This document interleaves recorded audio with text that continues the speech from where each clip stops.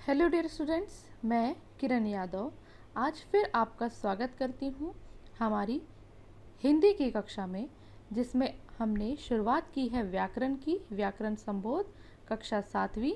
और आप सभी जानते हैं कि व्याकरण में हम पढ़ रहे हैं हमारा पाठ 2 वर्ण विचार। तो आइए इस पाठ को पढ़ने की शुरुआत करते हैं। जैसा कि आपने पिछले क्लास में पढ़ा, वर्ण विचार उसके अंतर्गत स्वर, व्यंजन, अनुनासिक, अनुस्वार, द्वित्व व्यंजन, उर्दू की ध्वनियाँ आदि। अब हम पढ़ने वाले हैं वर्ण विच्छेद, यानी कि पहले हमने देखा कि वर्ण किस तरह से बनते हैं।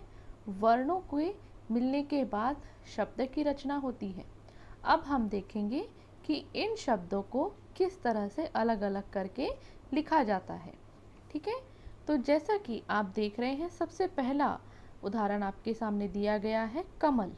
ठीक है, तो जब हम कमल शब्द का वर्ण विच्छेद करते हैं तो उसे किस तरीके से विच्छेद करेंगे? कमल में, क्योंकि मैंने आपको पहले भी बताया, अगर आपको किसी भी व्यंजन को स्वर से अलग करना हो तो आप क्या करेंगे? उसके नीचे हलंत लगाएंगे।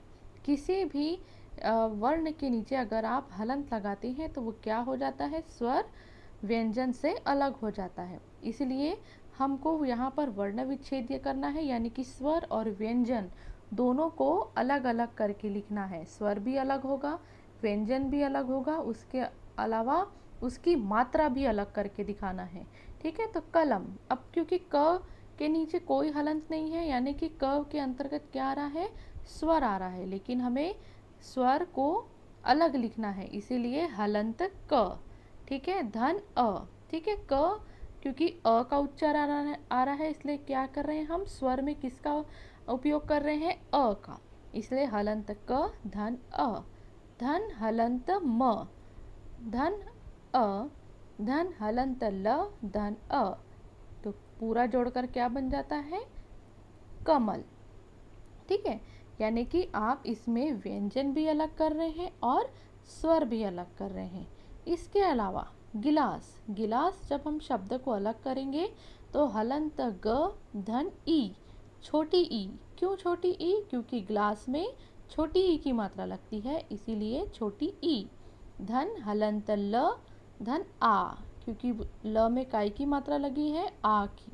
ठीक है, धन हलंत स धन अ, तो क्या हो गया? गिलास। ठीक है, ये एक सामान्य आपने उदाहरण देखा। इसके अलावा वर्ण विच्छेद के कुछ नियम भी है, जैसे कि संयुक्त व्यंजन हमने पढ़ा। संयुक्त व्यंजन 4 ही होते हैं हिंदी में, श, त्र, न्य और श्र। ठीक है, अब जैसा मैंने बाजू में पेंसिल से लिखा है कि श्र जो बनता है वो किससे मिलके बना है? हलंत क और हलंत श से। तो इसीलिए जब परीक्षा शब्द आता है तो जब हम इसमें परीक्षा शा को जब अलग करेंगे, क्योंकि ये संयुक्त व्यंजन है, इसीलिए उन दोनों व्यंजनों को अलग करके लिखना पड़ेगा। जैसे हलंत प धन अ, धन हलंत र, धन बड़ी ई। ठीक है, क्योंकि परीक्षा र में बड़ी ई की मात्रा लगी है, इसलिए बड़ी ई। धन हलंत क धन हलंत श धन आ, परीक्षा। ठीक है, तो यहाँ पर आप देख रहे हैं जब शा शब्द आया, मैंने यहाँ पेंसिल से अंडरलाइन किया है, तो हलंत क और हलंत श धन आ, यानी कि दोनों व्यंजन भी अलग हो गए और साथ में आ यानी कि स्वर भी अलग हो गया। ठीक उसी प्रकार त्र, त्र किससे मिलकर बनता है? त और र से। इसीलिए जब हम इसका विच्छेद करेंगे तो हलंत प धन अ, धन हलंत व धन ई, धन हलंत त धन हलंत र धन अ, त्र। ठीक है, इस प्रकार से त्र भी अलग हो गया। पूरा शब्द मिलकर क्या बनता है? पवित्र। उसी प्रकार से विज्ञान, विज्ञान न्य शब्द किससे मिलकर बना है? ज और न्य से। ठीक है, तो हलंत व धन ई, धन हलंत ज, धन हलंत न्य, धन आ, धन हलंत न प्लस अ। ठीक है, तो मैंने आपको यहाँ पर पेंसिल से अंडरलाइन करके दिखाया है कि जब ये संयुक्त व्यंजन हम अलग करते हैं तो वो व्यंजन जिस दो शब्द से मिलकर बने हैं उन दोनों शब्दों को तो आपको अलग करना ही है, साथ ही साथ उसमें जो स्वर आ रहा है उसे भी अलग करना है। और आखिरी शब्द है श्र, विश्राम। ठीक है, अब ये किससे मिलकर बनता है? श और र से। जैसे हलंत व धन हलंत ई, धन हलंत श, धन हलंत र, धन आ, धन हलंत म और अ। तो क्या हो जाता है? विश्राम। तो आप ये ध्यान रखिए कि जब भी आपको संयुक्त व्यंजन को अलग करके लिखना है तो उसमें इन संयुक्त व्यंजन जिन दो शब्दों से मिलकर बनते हैं उसे आपको अलग करना ही होगा। उसके अलावा है द्वित्व व्यंजन। द्वित्व व्यंजन यानी दो समान दिखने वाले जो शब्द वर्ण आते हैं, जैसे हड्डी, जैसे ड यहाँ पर दो बार है इसलिए इसे द्वित्व व्यंजन कहा गया है। तो जब हम लिखेंगे तो हम क्या करेंगे? जब इसका विच्छेद करेंगे तो दोनों ही व्यंजनों को अलग अलग करके लिखेंगे। जैसे हलंत ह, धन अ। ठीक है, धन हलंत ड। अब पहले वाले ड में क्योंकि हलंत लगा हुआ है तो वो क्या है? स्वर से अलग है, इसीलिए उसमें हम स्वर को अलग नहीं कर रहे हैं। लेकिन दूसरे वाले ड में हमको हलंत लगा के धन बड़ी ई, क्योंकि दूसरे ड में कौन सी मात्रा लगी है? बड़ी ई की। तो ये हो गया हड्डी। ठीक उसी प्रकार से छुट्टी, हलंत छ प्लस ऊ। ठीक है, क्योंकि छ में ऊ की मात्रा लगी है, छोटे ऊ की। धन हलंत ट, क्योंकि पहले वाले ट में हलंत लगा हुआ है इसलिए उसे जैसा का वैसा।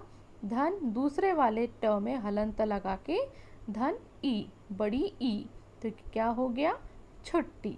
ठीक है, इसी प्रकार से यहाँ पर आप पक्का और पत्ता का भी उदाहरण आप देख सकते हैं कि जब इन दोनों संयुक्त व्यंजन को हम अलग करते हैं, क्योंकि पहला वाला व्यंजन आधा होता है, ठीक है, यानी कि उसमें हलंत लगा है, वह स्वर से अलग है, तो उसमें हमें क्या करना है? स्वर को अलग नहीं करना है। लेकिन दूसरे वाले में क्योंकि वह पूरा है इसीलिए उसे स्वर से अलग करके लिखना पड़ता है। अब है अनुस्वार। वर्ण विच्छेद में अनुस्वार की स्थिति नीचे दिए गए उदाहरण के आधार पर प्रदर्शित की जा सकती है। जैसे कंगन। ठीक है, कंगन, इसमें आपको दो तरीके से इसके उदाहरण दिए गए हैं। अगर आप इन दोनों ही तरीकों से इसको अलग करके लिखते हैं तो यह बिल्कुल सही माना जाता है। जैसे हलंत क धन अ धन हलंत ड प्लस हलंत ग प्लस अ प्लस हलंत न प्लस अ। या आप उसे दूसरी तरीके से भी लिख सकते हैं, जैसे हलंत क धन अ और फिर जो मात्रा है किसकी? ड की, उसे आप कुछ इस प्रकार से भी दिखा सकते हैं, धन हलंत ग धन अ धन हलंत न प्लस अ, या अम भी लिखेंगे तो यह सही माना जाएगा। उसी प्रकार से चंचल के भी यहाँ पे दो उदाहरण दिए हैं, जैसे हलंत च धन अ धन न्य धन हलंत च धन अ धन हलंत न प्लस अ, या हलंत छ प्लस अ, या फिर बिंदु दिखा दीजिए आप यहाँ पर अनुस्वार का, उसके बाद हलंत च धन अ हलंत ल धन अ या अम। ठीक है, तो अगर आप अनुस्वार को बिंदु भी दिखाएंगे उसका विच्छेद करते समय जहाँ पर वह लग रहा है तो उसे हम सही मानेंगे। ठीक है, अगर आप जैसे उदाहरण उन्होंने दिया कि आप ड और ग को भी लिख रहे हैं क्योंकि लिखा जाता है कंगन इस तरह से, तो भी सही है। अगर नहीं तो आप कंगन जैसे क में क और अ को अलग कर दिए, फिर आपने अनुस्वार दिखा के फिर पूरे शब्दों को अलग करके लिख दिए तो भी वह सही माना जाता है। अब आगे हम देखते हैं अनुनासिक। अनुनासिक अर्थात सभी 10 स्वर। कौन से 10 स्वर यहाँ पर दिए गए हैं? जैसे आ ई ऊ ए ओ और औ।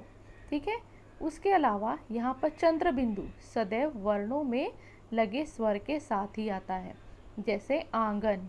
ठीक है, आंगन, आंगन क्योंकि आ के ऊपर चंद्र बिंदु लगा है इसलिए आप उसके साथ ही उसे वैसा लिखेंगे।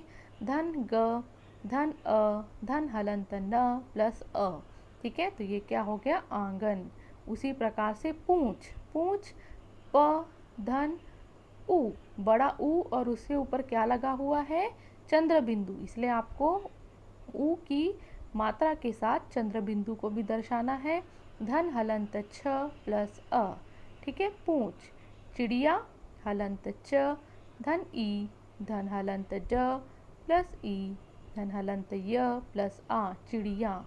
उसी प्रकार से आँख, आँख को उन्होंने दो तरीके से बताया है, जैसे हलंत आ धन ख धन ए, या हलंत आ धन हलंत ख प्लस ए, ठीक है, धन चंद्र बिंदु। तो अगर आप इस तरीके से इसे दिखाते हैं तो ये बिल्कुल सही माना जाता है।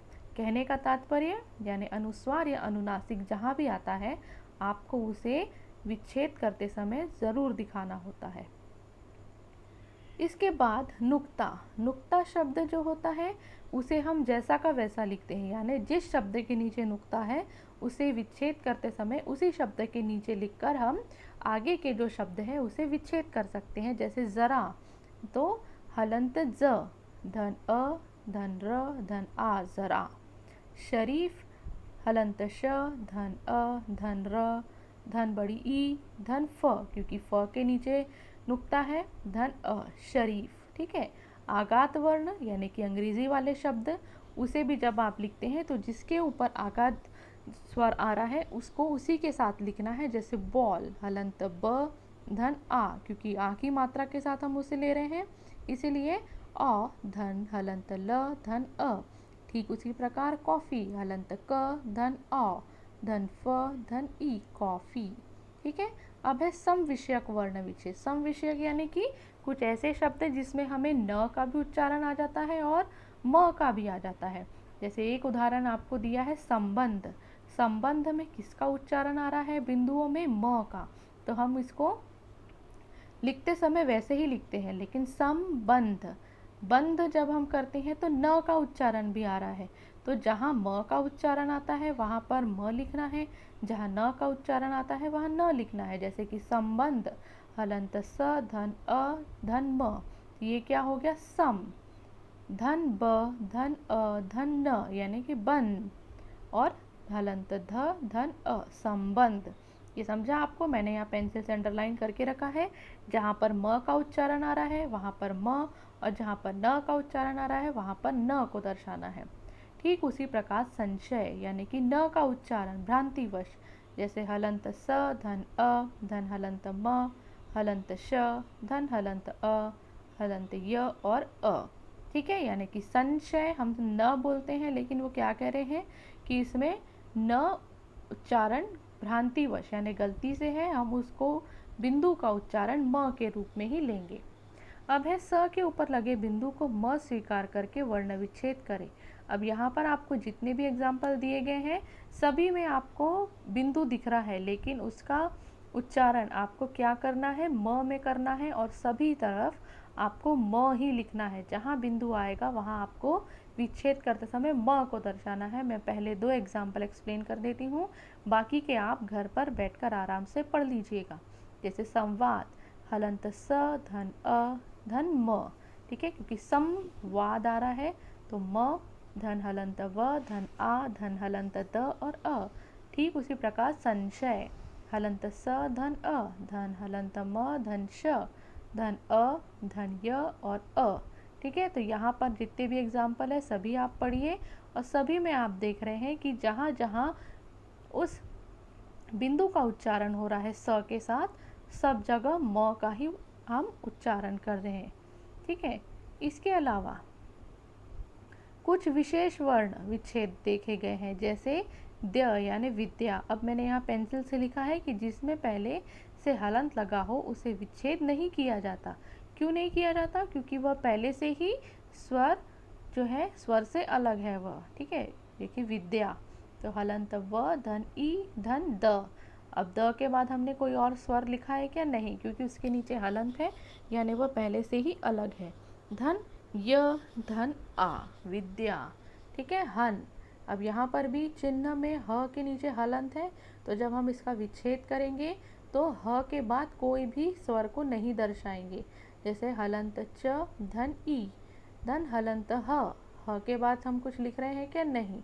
अब उसका अगला वर्ण हलंत न प्लस अ। तो यहाँ पर कहने का तात्पर्य यह है कि जिन शब्दों में पहले से हलंत लगा हुआ है उसको जब हम विच्छेद करते हैं तो उसके बाद हमें अलग से कोई व्यंजन नहीं दर्शाना है, कोई स्वर नहीं दर्शाना है, यानी कि वह पहले से ही वह व्यंजन स्वर से अलग हो चुका है। ठीक है, तो इसे भी आप अच्छे से देख लीजिए। उसके बाद है र के विभिन्न रूप। र के विभिन्न रूप होते हैं, जैसे कि सामान्य रूप से अ के साथ आता है, जैसे कि रथ, रात, रेणु आदि। तो र का ये एक अर्थ होता है। ठीक है, र जो होता है वह र की रेफ के साथ भी आता है।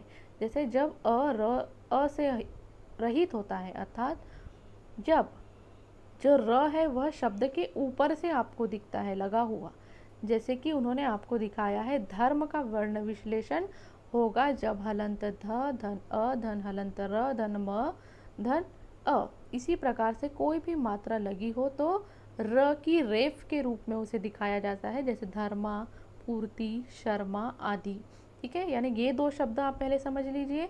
र का सामान्य अर्थ हम देखते हैं, उससे साफ सुथरे तरीके से हम सामान्य रूप से र के रूप में दर्शा देते हैं।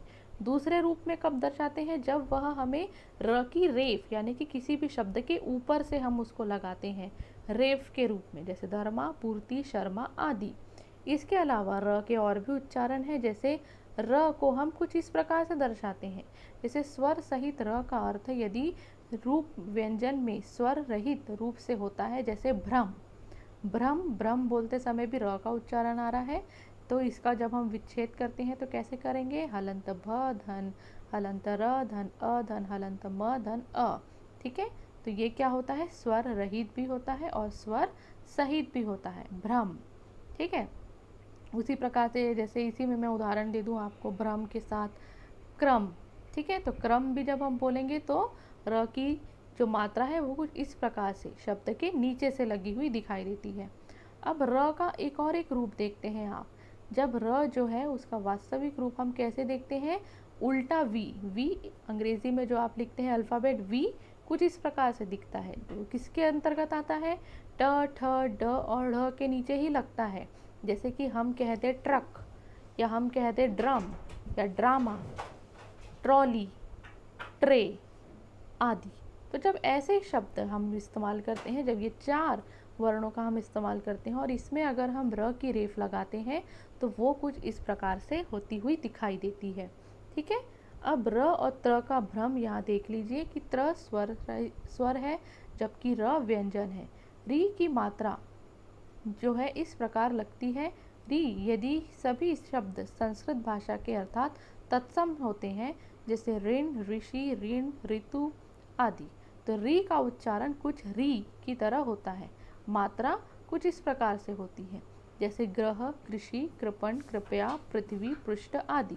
इसका वर्ण विश्लेषण देखिए। ग्रह जो इस प्रकार से दिया है, हलंत ग प्लस री प्लस हलंत अ, ह प्लस अ, और ट ठ ड ढ न में री की मात्रा से युक्त भी शब्द प्राप्त नहीं होता। संधि करते समय यदि री की स्थिति अलग हो जाती है, यह मात्रा के साथ ऊपर आ जाता है, जैसे सप्त धन ऋषि यानी सप्त ऋषि। ठीक है, तो यहाँ पर भी आप देख रहे हैं कि री और र जो दोनों में ही अंतर क्या है, री जो है वो स्वर है और र जो है वह व्यंजन है। ठीक है, लेकिन उच्चारण करते समय ये लगभग कुछ एक से नज़र आते हैं। तो यहाँ पर बच्चों हमारा यह लेसन वर्ण विच्छेद यहीं पर समाप्त होता है। इसके बाद हम लोग इसके क्वेश्चन आंसर लिखेंगे अगली क्लास में, तो वो आप ज़रा ध्यान से देख कर लिखिएगा और उसे आपको आपकी बुक में पेंसिल से ही लिखना है। इसके अलावा अगर आपको इसमें समझने में कोई दिक्कत हो रही हो तो आप मुझसे पूछ सकते हैं।